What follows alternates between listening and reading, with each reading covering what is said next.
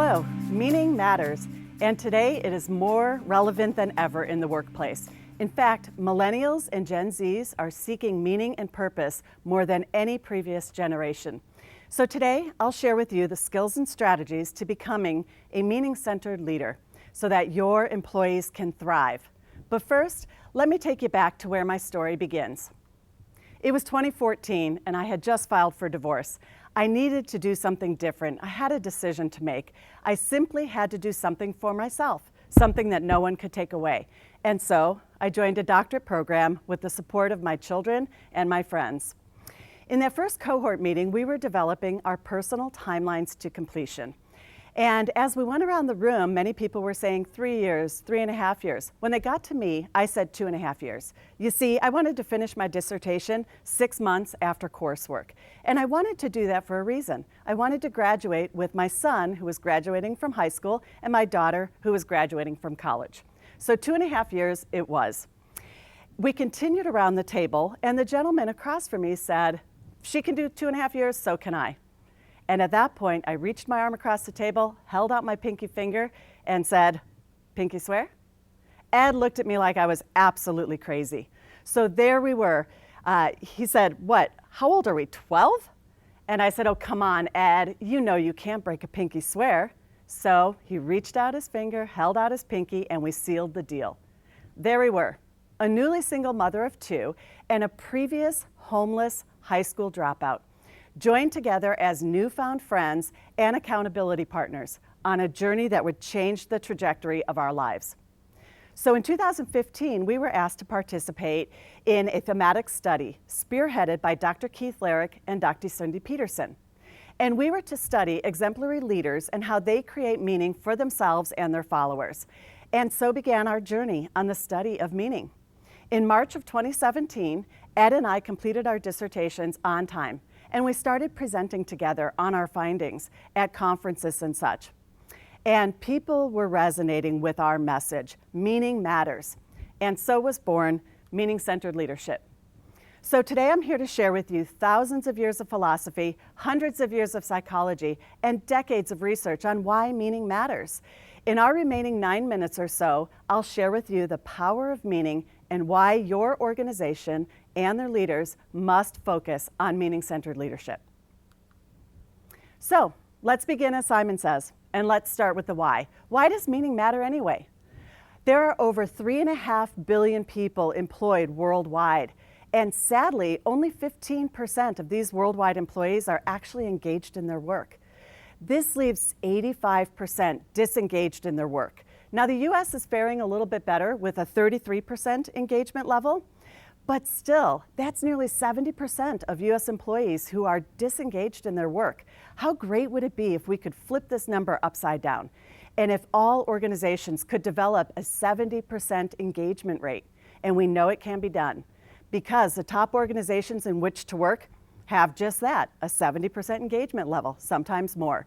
Wouldn't it be great if more people could say, "Man, I love my job," instead of it being the curse of Adam? Further, we know that disengaged employees are less happy, less healthy, and less productive, which all affects the organization's bottom line. Disengagement is costly. It is estimated that US organizations lose about $20,000 per year per employee. So if you have 250 employees, that's a loss of $3 million simply because they're disengaged. So they come to work, they're surfing the web, they're looking at social media, they're shopping online, maybe they're watching TikTok videos, they're chatting with colleagues, whatever it is, they're simply not doing their jobs, all on the company dime. Unhappy employees also quit their jobs more often. And in fact, voluntary turnover costs US organizations $1 trillion per year, trillion with a T. That doesn't even account for the involuntary turnover. Studies show that engaged employees who find meaning and purpose and significance in their work are 3 times more likely to stay with the organization, decreasing those overall disengagement costs. Meaning matters. Meaning has been a human pursuit since the dawn of time. Philosophers like Aristotle and Socrates discussed meaning centuries ago. Aristotle's teachings even show the connection between meaning and work. Eastern and Western religious leaders agree. As seen in Buddha's quotes here, your purpose in life is to find your purpose and give your heart and soul into it. And Aristotle said their chief good and excellence is thought to reside in their work, making that connection between work and meaning. How many people can say they can give their heart and soul to their work? Not enough when you're looking at those dismal disengagement statistics.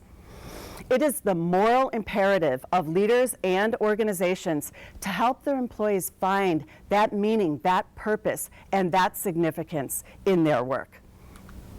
Why? Well, because we all know that the quality of work equals the quality of life, and meaningful work can lead to a meaningful life.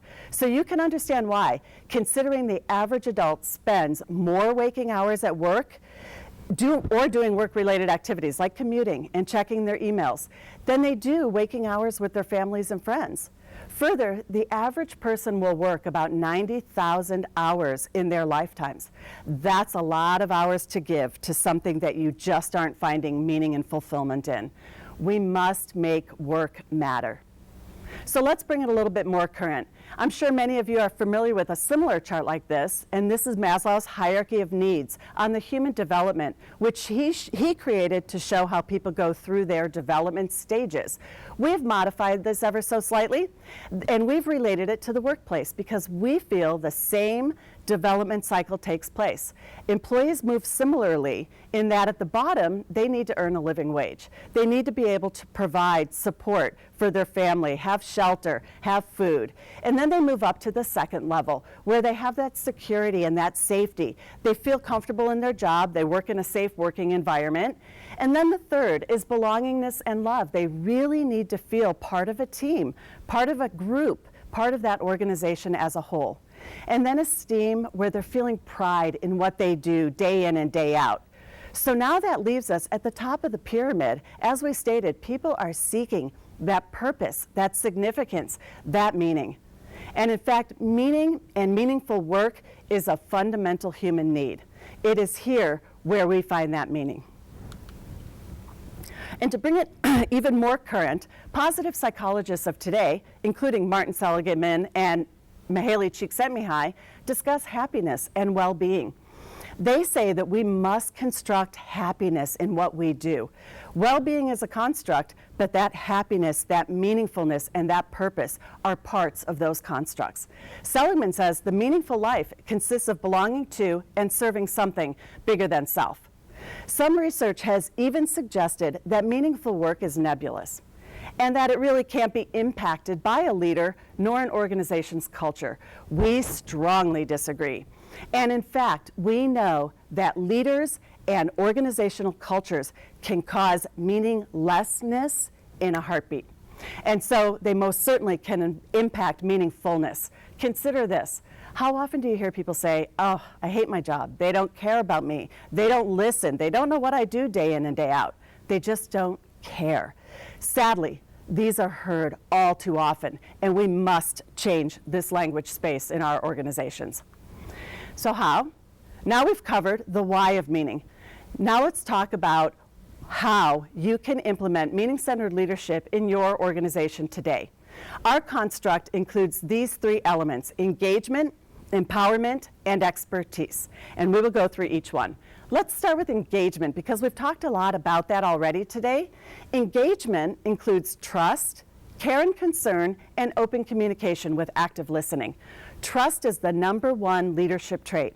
If your employees cannot trust their colleagues, their leader, or the organization as a whole, there is no foundation on which to build engagement, happiness, or meaning. And then there's care and concern. Showing your team members that you care about them, especially in times like we're experiencing right now during COVID-19. Employees must know that you truly care about them, not just as employees, but as human beings.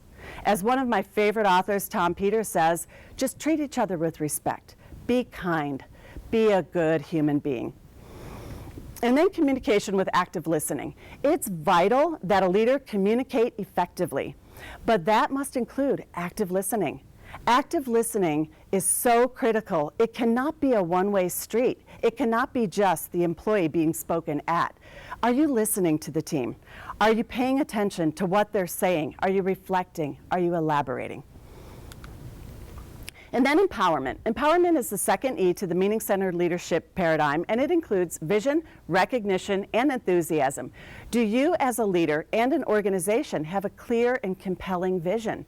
Do you help your team members understand their contribution towards that vision? Do you make them feel a part of the whole? And then recognition. Empower your team members through recognition. And I'm not talking about the canned Employee of the Month Club. Recognize your team members for what they do, both big and small. And one way that we can do that is pay attention to what they do through management by walking around. And then there's enthusiasm. One of our leaders that we interviewed said, well, a CEO must be a cheerleader to their team. Enthusiasm is contagious, and you must keep your head up to keep theirs up. And then the final E is expertise. Expertise can contribute to meaningful work by leading with wisdom grounded by principles. And these elements of principles are critical: authenticity, honesty, character. The leader must be an expert in all of those arenas. The leader must also lead through optimism. An optimistic leader can turn challenges into opportunities for the team and the organization as a whole. By communicating with optimism, the organization will be empowered to move forward. And then there's humility. We must have a humble leader, and we all know why. Everyone knows what the opposite of a humble leader is: the narcissist, the egotist. A humble leader gives credit to the team for their successes and holds themselves responsible for challenges. Be the leaders others want to follow. And so we covered thousands of years of philosophy, hundreds of years of psychology, and decades on why research on meaning matters. Now you can see that meaning matters, and it's more relevant today than ever. A call has sounded. Join the movement to implement meaning-centered leadership in your organization today. Thank you.